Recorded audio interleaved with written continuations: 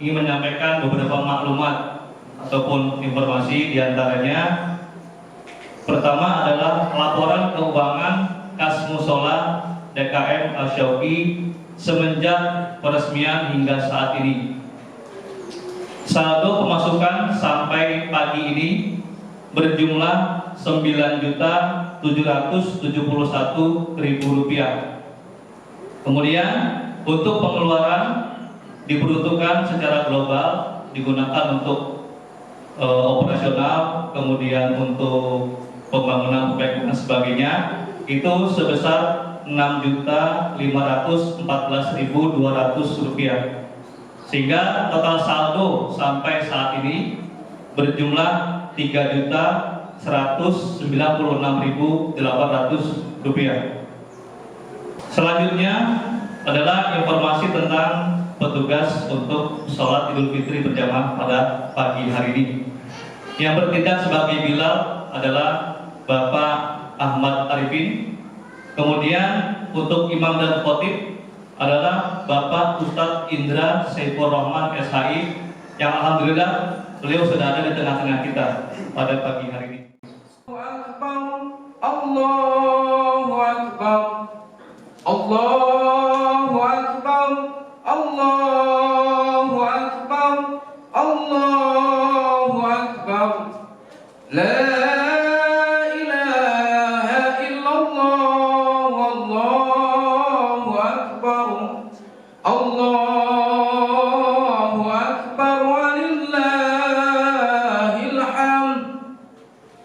Sallu sunnatal Aidil Fitri rak'atain jami'atan rahimakumullah. Sallu sunnatal Aidil Fitri rak'atain jami'atan rahimakumullah.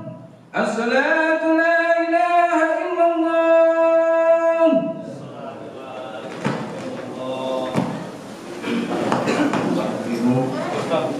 Siap, tetap berjalan di tengah-tengah sini. Yang sampling. Ini ntar di sini. Enggak apa-apa. Ya ma'asyiral muslimin wa zumratal mu'minin rahimakumullah. I'lamu anna yawmakum hadha yawmu 'Aidil Fitri wa yawmus surur wa yawmul maghfur. Ahallallahu lakum fihi at-ta'am wa harrama 'alaykum fihi as-siyam. Idza sa'ida al-khatibu 'ala al-minbar ansitu wasma'u wa ati'u rahimakumullah. Ansitu wasma'u wa ati'u rahimakumullah. Ansitu la'allakum turhamun.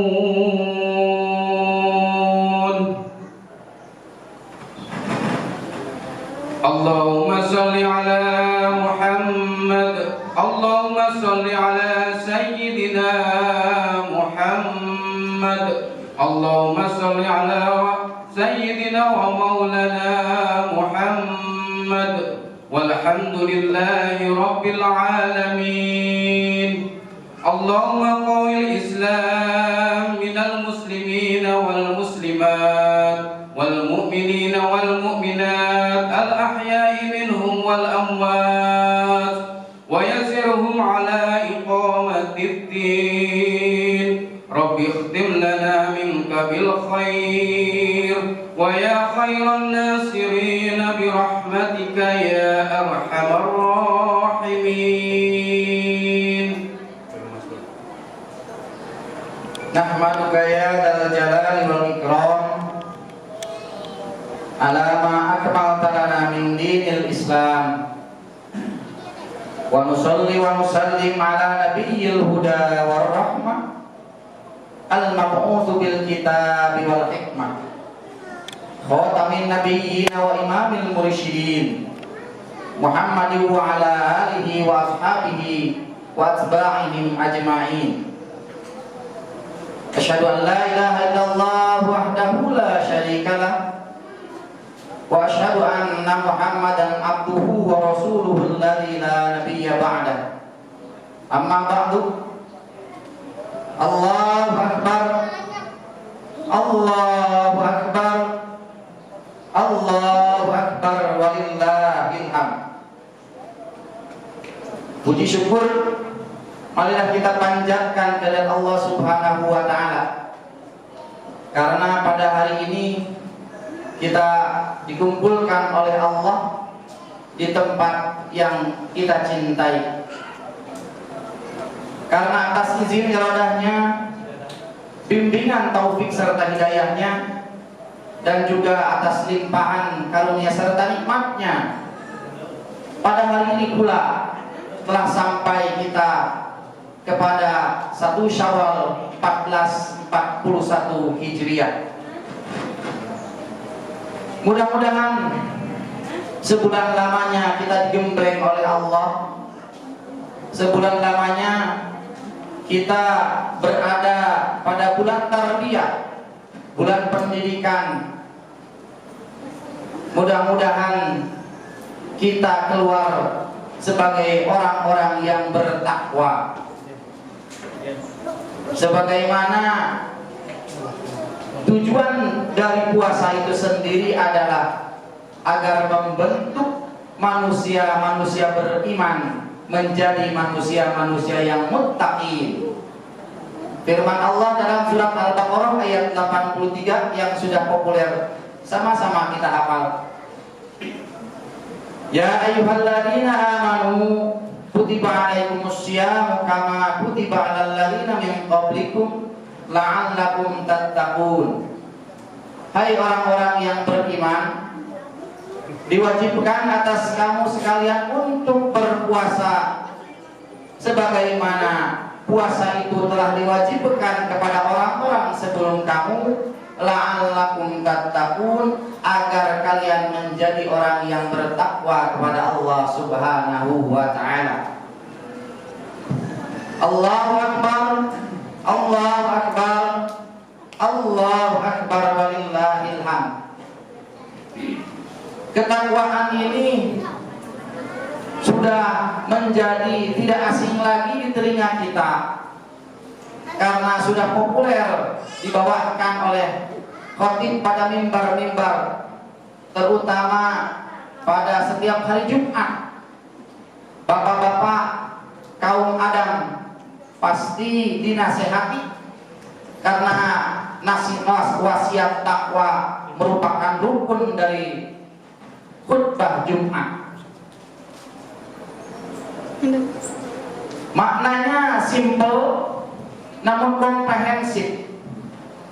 Takwa itu adalah imtithalu awamirillah wa jitinabu nawahihi, melaksanakan semua perintah Allah dan menjauhi segala larangannya. Cuma 2 kalimat, mudah sekali dihafalkan, simple sekali maknanya, tetapi berat sekali untuk meraih dan mengaplikasikan ke dalam keseharian kita semua.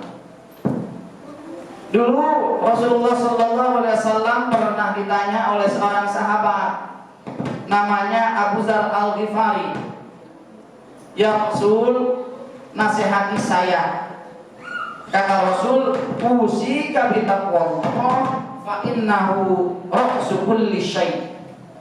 Kata Rasul, "Aku berwasiat kepadamu ya Abu Dzar Al-Ghifari untuk bertakwa kepada Allah, karena takwa itu adalah ra'su kulli syai', pokok dari setiap segala urusan." Jadi dengan ketakwaan itu adalah pokok dari setiap segala urusan, maka urusan segalanya yang kita hadapi ini adalah kuncinya adalah ketakwaan kita kepada Allah Subhanahu wa taala. Lalu seperti apa dalam pengaplikasiannya? Ada nasihat sahabat Ali bin Abi Thalib radhiyallahu anhu yang memformulasikan takwa itu menjadi 4 pilar. Sahabat Ali radhiyallahu anhu membuat 4 pilar takwa yang mudah-mudahan dapat kita ambil hikmahnya dan aplikasikan sehingga kita tergolong menjadi orang-orang yang bertakwa. Apa itu yang 4? Yang pertama, al-khauf bil jalil wal amal bil tanzil wal isti'adad yaumir rahil wal ridha bil qalil. Pertama, al-khauf bil jalil, takut kepada Allah Subhanahu wa taala. Yang kedua, wal amal bil tanzil, beramal bertindak tanduk sesuai at-tanzil yaitu Al-Qur'an. Wal isti'dad yaumir rahil, yaitu mempersiapkan akan hari akhirat. Dan terakhir adalah ar-ridha bil qalil, ridha dan bersyukur atas yang sedikit. Allahu akbar, Allahu akbar, Allahu akbar walillahil hamd. Jamaah salat Idul Fitri yang sama-sama mencari serta mengharap ridha Allah. Pilar yang pertama adalah al-khauf bil jalil, takut kepada Allah. Orang yang bertakwa di dalam hatinya, di dalam pikirannya, yang ia pikirkan adalah takut kepada Allah, takut akan murkanya Allah, takut akan siksa dan nerakanya Allah. Sehingga tindak tanduknya, perkataannya sudah pasti akan hati-hati, akan dia pikirkan konsekuensi yang akan dia dapatkan nanti. Ketika dia mengatakan sesuatu, ketika dia melakukan sesuatu, dia berpikir yang dilakukan, yang dikatakannya ini sudah sesuaikah dengan Al-Quran, sudah sesuaikah, apakah yang akan dia dapatkan berupa pahala dan surganya Allah, atau kebalikannya akan mendapatkan murka dan masuk ke dalam nerakanya Allah. Orang yang bertakwa itu bukan berarti tidak pernah melakukan kesalahan dan dosa, karena hakikatnya manusia pasti melakukan dosa. Al-insan mahalul khata' wan nisyan. Manusia itu tempatnya salah dan lupa. Namun bedanya dengan orang yang bertakwa, ketika dia sudah melakukan kesalahan dan dosa, dia ingat, dia takut kepada Allah, sehingga dia bertaubat dan tidak akan mengulanginya lagi. Bahkan ditambahkan dengan setiap amal soleh yang dia lakukan untuk menghapus dosa-dosa yang pernah dia lakukannya itu.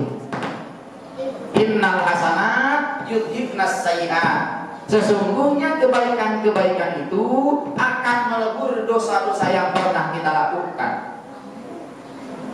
Dosa-dosa itu hanya kita yang tahu. Masa kelam kita, masa lalu kita, dosa-dosa yang pernah kita lakukan, baik dosa-dosa kecil ataupun dosa-dosa besar. Mulai saat ini kita tafakuri, tadabburi, ketika melakukan dosa kita banyak-banyak beristighfar dan selalu bertobat kepada Allah Subhanahu wa taala. Ada satu kisah di zaman Rasul sallallahu alaihi wasallam ketika seorang perempuan menghadap kepada Rasul. Ya Rasulullah, hukum saya sudah bertaubat, saya betul-betul menyesal. Saya ingin hukum Allah ditegakkan kepadaku. Kenapa? Kata Rasul, aku telah melakukan berzina, maka tolong tegakkan hukum itu kepadaku agar aku taubatnya diterima oleh Allah Subhanahu wa taala. Kemudian kata Rasul, kamu tidak boleh sembarangan, karena hukuman orang yang berzina itu berat. Kalau yang sudah menikah hukumannya dirajam sampai mati, kata Rasul. Ada nggak saksinya? Tidak boleh sembarangan. Kata perempuan ini, ya Rasul, tidak usah jauh-jauh cari saksi. saksinya janin yang ada di dalam perutku ini adalah hasil zina saya tanpa perkawinan. Kata Rasulullah, oh ya udah kalau begitu hukuman akan ditegakkan setelah kamu melahirkan. Kamu kembali lagi ke sini. Setelah melahirkan, perempuan ini kembali lagi kepada Rasul, ya Rasul, tolong tegakkan hukum kepadaku karena aku betul-betul bertaubat. Kata Rasul,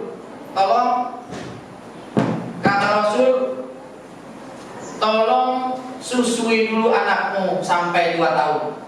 Kemudian perempuan itu kembali sampai menyusui anaknya, dan setelah selesai menyusui anaknya, perempuan itu kembali dan ingin ditegakkan hukum, yaitu hukum rajam sampai dia meninggal. Kemudian Rasulullah SAW memanggil para sahabatnya untuk menyolatkan jenazah si perempuan ini. Kemudian akan disolatkan. Sahabat Umar bin Khattab protes, ya Rasul, kenapa mesti kita sholatkan perempuan ini? Perempuan ini kan sudah melakukan dosa. Perempuan ini kan hina. Kata Rasul, tidak boleh sembarangan. Perempuan ini sudah taubat, dan kalau seandainya taubatnya dibagikan kepada 70 orang ahli Madinah, maka itu akan tercukupi. Kata Rasul, dan Umar pun akhirnya terkaget-kaget, dan sudah pasti ketika orang taubatnya sudah diterima, adalah surga, adalah jaminannya. Nah, mudah-mudahan dari kisah ini yang pernah kita lakukan, baik dosa-dosa kecil maupun dosa-dosa besar, ayo sama-sama kita pikirkan, kita tadabburi, kita berbanyak-banyak beristighfar setiap hari, minimal setelah sholat astagfirullah minimal 3 kali setelah sholat fardu. Dan setelah itu kita banyak-banyak melakukan kebaikan, sehingga dosa-dosa yang pernah kita lakukan Allah ampuni semuanya. Allahu Akbar, Allahu Akbar, Allahu Akbar walillahil hamd. Yang kedua, pilar yang kedua adalah wal amal bitanzil, beramal, bertindak tanduk sesuai Al-Qur'an. Zalikal kitabul la raiba fihi hudan lil muttaqin. Al-Quran itu adalah sebagai hudan, sebagai petunjuk bagi orang-orang yang bertakwa. Orang yang bertakwa menyadari bahwa Al-Quran itu adalah sebagai pedoman hidup, sebagai minhajul hayat, sehingga apapun yang dia lakukan pasti bertolak kepada Al-Quran. Ia akan selalu baca, ia akan selalu pelajari, dia akan selalu amalkan isi Al-Quran.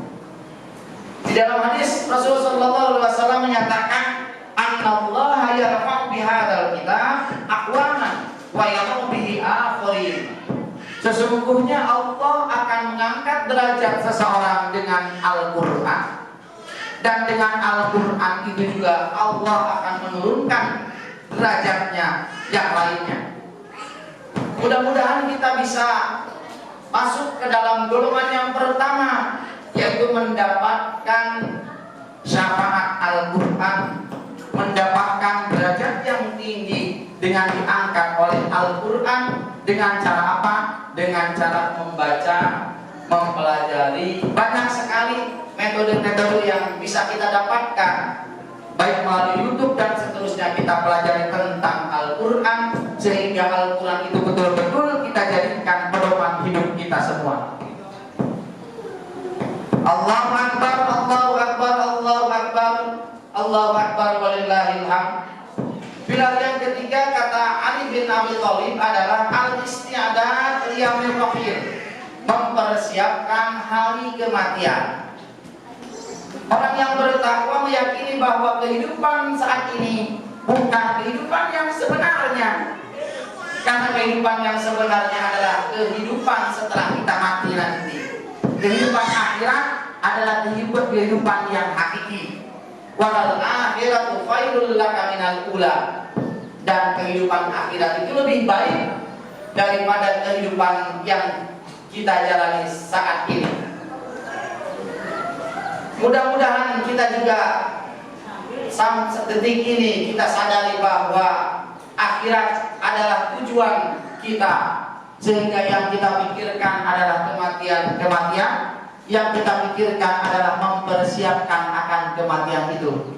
Rasulullah SAW pernah bersabda, al-aqyasu man dana nafsah wa amila lima ba'da.